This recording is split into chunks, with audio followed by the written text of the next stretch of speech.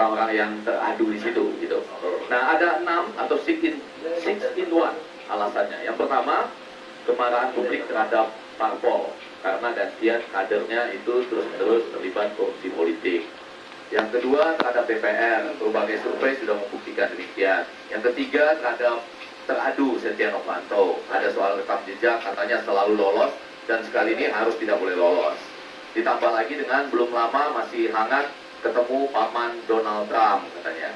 Kebetulan lagi ini Donald Trump adalah tokoh yang Amerika Serikat yang paling narsis, paling rasis di antara calon-calon presiden yang ada. Kebetulan lagi paman Donald Trump itu sempat salah mengumumkan waktu itu. Dia bilang inilah the most powerful man di Indonesia katanya gitu ya. Itu sendiri sudah salah, makin menumpuk-numpuk. Ditambah lagi kebetulan lagi bersama dengan Reza Khalid ya jadi keenam ini semua menjadikan seakan-akan tuntutannya adalah Setia Novanto harus jatuh. Jadi itu dulu, dia harus jatuh. Apapun legal standing dan lain sebagainya, dia harus jatuh. Nah yang kedua, ini menarik juga karena seperti pertanyaan Datuk Ilyas tadi, itu ludah kepada siapa? Ternyata tanpa sadar, MKD ini juga menambah sinisme terhadap Setia Novanto maupun terhadap partai politik, terhadap DPR dan terhadap MKD sendiri. Kita mesti ingat betul bahwa MKD ini biar bagaimanapun adalah mahkamah kehormatan dari DPR, dari lembaga politik. Dan kita tahu DPR belakangan kan sangat tidak terhormat ya. Jadi mahkamah kehormatan dari sebuah lembaga yang tidak terhormat. Ditambah lagi dengan kalimat-kalimat yang mulia dan yang mulia itu, yang katanya banyak membuat orang mual-mual atau sakit telinga belakangan ini katanya ya, karena mendengar kata yang mulia dan mulia.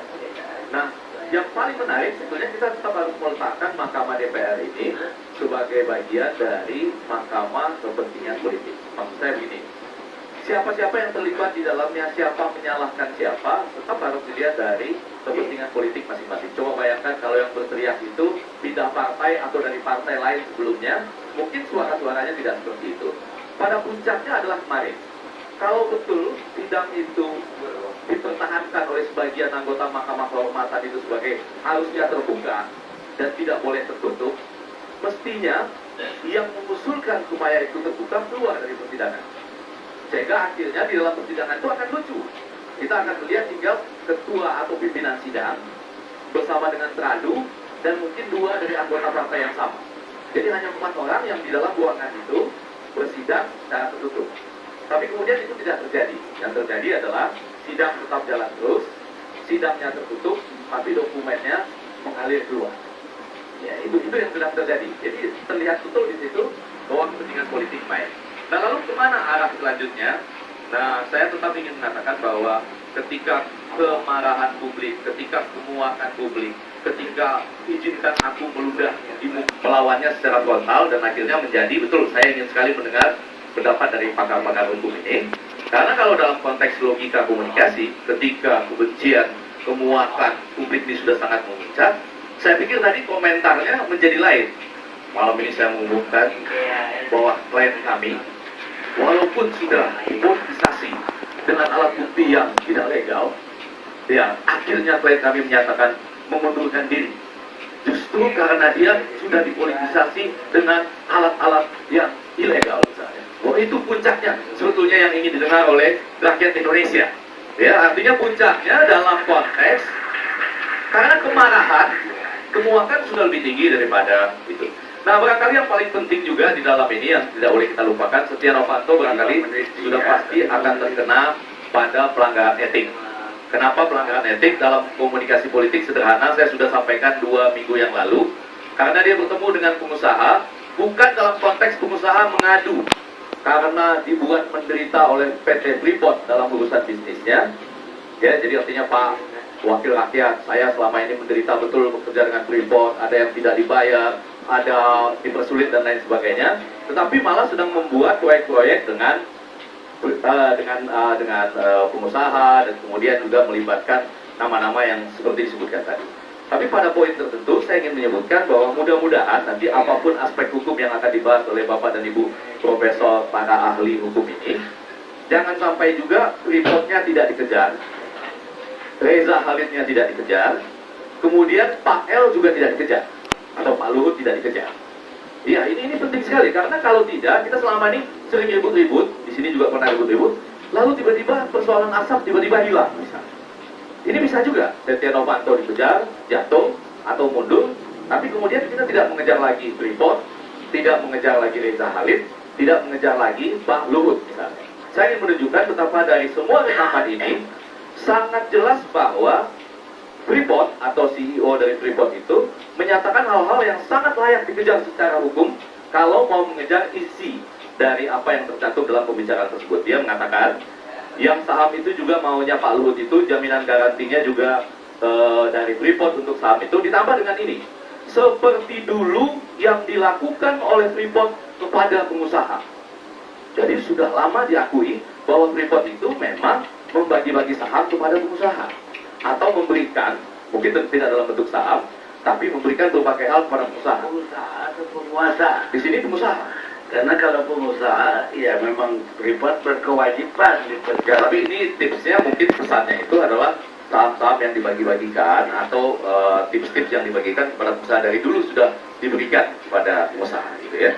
Ditambah dengan barangkali supaya dia dalam konteks yang sama, berkali-kali disebutkan di sini bahwa 1 Juli itu tanggal yang sangat penting. 1 Juli adalah tanggal yang sangat penting. Harus ada garansi, harus ada sinyal untuk 1 Juli tersebut. Kalau tidak, ini akan diproses baik arbitrase maupun persoalan lainnya. Jadi logikanya, bertemu 8 Juni untuk menunggu apakah tanggal 1 Juli ada hasil tidak dari pertemuan itu. Kalau hasil pertemuan itu sesuai dengan yang diharapkan, barangkali rekaman ini tidak akan disampaikan kepada siapa-siapa. Jadi ini hal-hal yang penting juga. Sementara yang paling ujung saya ingin mengatakan kemarahan Pak Presiden itu barangkali sesuatu yang menarik dalam komunikasi politik dewasa ini, karena pada waktu itu Pak Harto itu lama sekali baru kita temukan dia marah, gitu ya. Kalau nggak salah saya marahnya yang agak besar itu ketika ada kalimat tak gebuk, gitu ya. Yang ini kan kira-kira 1 tahun saja sudah kita temukan Pak Jokowi marahnya agak serius sekali dalam kasus ini, gitu. Jadi ini sesuatu yang sangat menarik dan harusnya kalau berbicara soal mencatut nanti pelan-pelan harus juga dikejar soal Pak Luhut. Karena Pak Luhut juga mencatut nama Pak Presiden dengan mengatakan Sudirman Said belum melapor kepada Presiden dan Presiden tidak merestui laporan dari Sudirman Said ke DPR. Jadi Pak Luhut juga mencatut nama Presiden loh ini, ya, dalam tanda petik mencatut karena memang ada fakta pernyataan demikian. Ini juga harus dikejar. Paling akhir aspek hukumnya adalah begini. Saya ingin mengusulkan, mohon maaf agak kepanjangan Bang Karni, Datuk Karni. Siapapun sekarang kalau Anda berhadapan dengan orang yang lagi bicara-bicara menyangkut nama presiden, jadi misalnya dia bilang, saya habis ketemu presiden, saya bisa ketemu presiden, kalau bisa langsung Anda rekam saja. Jadi sekarang berlaku sebuah ini fenomena baru. Ada orang misalnya di samping kita bicara-bicara, saya baru ketemu dengan presiden, saya akan ketemu dengan presiden. Apa analisa Anda? Kok presiden lama banget baru marah? Sudah sebulan loh ini masalah. Kok baru tadi malam marah? Katanya kan sudah jelas, baru baca lengkapnya. Jadi Baik, sekarang Pak Refliar. ya. Ya, terima kasih Bang Karni. Biasanya terakhir ya. Sekarang duluan. Karena yang lainnya ada profesor-profesor dan senior. Saya ingin memulai dari hakikat MKD itu sendiri ya. Sebenarnya kan kalau kita lihat terakhir ini ada 2 battle sudah. Pertama battle di MKD sendiri dan kemudian battle non MKD yang saya kira secara sadar dilebarkan oleh pengacara Pak Setia Novanto ya. Jadi ada battle lain yang kemudian mungkin jaksa, polisi dan lain sebagainya. Dan saya kira juga Kejaksaan Agung juga sudah mulai bergerak mengenai aspek-aspek pelanggaran hukumnya. Tapi saya ingin melihat MKD-nya dulu. Saya selalu menganggap bahwa yang namanya tugas seluruh MKD adalah menjaga keluhuran, martabat dan kehormatan anggota dewan. Saya selalu mengatakan bahwa seharusnya siapapun ada orang yang melaporkan kelakuan perilaku anggota dewan yang dianggap melanggar kode etik, seharusnya berterima kasih MKD. MKD diputuskan. Dan mereka, ibu-ibu dan bapak-bapak sekalian, yang dibawa ke MKD itu jangan berpikir negatif thinking dulu. Bahwa yang mereka yang dibawa ke MKD sudah pasti bersalah, sudah pasti melanggar kode etik, sudah pasti penjahat. Tidak juga. Kalau yang bersangkutan kemudian bersalah, diberikan sanksi. Tetapi kalau tidak bersalah, direhabilitasi, justru case close. Nah, kita lihat kemudian kemarin ketika kemudian ada kesempatan untuk klarifikasi baik ke MKD maupun ke publik, rupanya Pak Setnov tidak melakukannya dengan alasan sidang tertutup. Nanti saya juga akan bahas itu. Nah, karena itu kemudian bagi saya dalam paradigma etik yang seperti ini, saya tidak melihat penting siapa pelapor. Saya tidak melihat penting ya apa motivasinya. Ya, kita tahu kan battle media juga kan begitu. Ada media yang kemudian mencari terus motivasi Sudirman Said, ada media yang mengatakan kemudian mengejar terus pelanggaran kode etik yang dilakukan oleh Setia Novanto. Saya menganggap tidak penting motivasinya apa. Motivasinya mau balas dendam, mau sakit hati dan lain sebagainya. Yang penting itu adalah bahwa siapa yang diadukan dan apa kemudian bukti pengaduannya. Nanti kita bicara illegal evidence dan lain sebagainya tapi nanti pada saat-saat terakhir. Nah, karena itu menurut saya harusnya MKD berkonsentrasi pada adanya dugaan pelanggaran kode etik. Tapi sejak semula kan kita tahu MKD sendiri sudah ada politisasinya. Saya membayangkan Bang Karni dan pemirsa sekalian, ibu-ibu dan bapak-bapak di sini, MKD itu manusia setengah dewa. Manusia yang tidak banyak dosanya, yang tidak banyak dendam politiknya, jauh dari kepentingan kelompok dan fraksi dan partai politik. Dia dipilih karena memang selain kepakaran juga kewibawaan dan kemudian jiwa bijaksananya, kenegarawan dan lain sebagainya. Jumlahnya pun ya mestinya 5, 7, 9 dan lain sebagainya, tidak harus mencerminkan semua partai politik. Tapi yang terjadi kan MKD seolah-olah kemudian representasi politik. Ketika kemudian yang dihadapi adalah ketua DPR, tiba-tiba terjadi pergantian pemain. Bahkan sampai saat terakhir pergantian pemain dilakukan ketika sudah ada 2 kali pemeriksaan, ada pergantian pemain dari partai P3 misalnya. Bahkan ada pergantian pemain yang langsung ketua. Saya ingin mengatakan kalau dari sisi Undang-Undang 17 2014 yang saya baca, itu melanggar undang-undang sesungguhnya. Karena yang namanya formasi alat kelengkapan dewan itu ditentukan di rapat paripurna DPR. Setelah selesai, maka kemudian mereka bersidang rapat untuk memilih ketua. Ketua dari dan oleh anggota MKD. Tiba-tiba ada pergantian langsung jadi ketua. Nah, jadi ada politisasi di sana. Jadi sudah sulit kita melihat ada suatu sidang etik yang benar sesungguhnya. Berikutnya adalah mengenai legal standing sudah saya katakan tadi. Mengenai kemudian saya ingin bicara mengenai arah sidang MKD ke depan. Arah sidang MKD ke depan. Saya sebenarnya begini, kalau kita bicara misalnya sidang terbuka dan tertutup, memang kalau kita baca Bang Firman, Mas Firman, baca di Undang-Undang Nomor 17 Tahun 2014 memang tertutup. Tetapi terbuka ini kemudian baru muncul di peraturan DPR tentang tata beracara Dewan Kehormatan DPR ini. Jadi bisa tertutup tapi bisa dinyatakan terbuka. Dan klausul inilah yang kemudian dimanfaatkan oleh pendukung terbuka, kan begitu kira-kira. Sudirman Said bicara biarkan terbuka, kemudian Ma'ruf Samsudin bicara terbuka dan lain sebagainya. Tetapi kemudian giliran Setia Novanto, dia mengatakan lebih baik tertutup saja. Apakah salah? Dari sisi hukum tidak salah. Sama sekali tidak salah. Sama sekali itu adalah haknya Setia Novanto untuk mengatakan bahwa saya jauh lebih baik tertutup.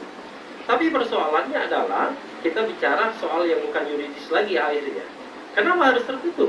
Kenapa tidak berani dihadapi opini publik misalnya? Karena Setia Novanto sendiri mengatakan dari awal apa salah saya. Ya kan begitu. Sebenarnya salah saya apa? Saya sendiri tidak mengerti. Ini ada kesempatan untuk melakukan klarifikasi dengan sidang yang terbuka, yang kita yakini bahwa akan ditelevisikan di seluruh Republik Indonesia ini, kemudian bisa menjawab tuduhan-tuduhan yang selama ini ada, tetapi tidak dilakukan. Nah, 12 halaman itu, unfortunately, semua orang baca sudah. Ya kan? Walaupun Mas Firman tidak membaca, tidak mau menyampaikan, padahal menyiapkan. Kira-kira begitu. Karena bahasanya bahasa lawyer, itu bukan bahasanya Setia Novanto. Ya, kita tahu betul yang menyiapkan pasti lawyer, kan? Nah, lalu kemudian, saya tidak melihat ada sesuatu yang luar biasa untuk dirahasiakan di 12 halaman tersebut. Karena 12 halaman itu bicara mengenai menolak legal standing. Satu.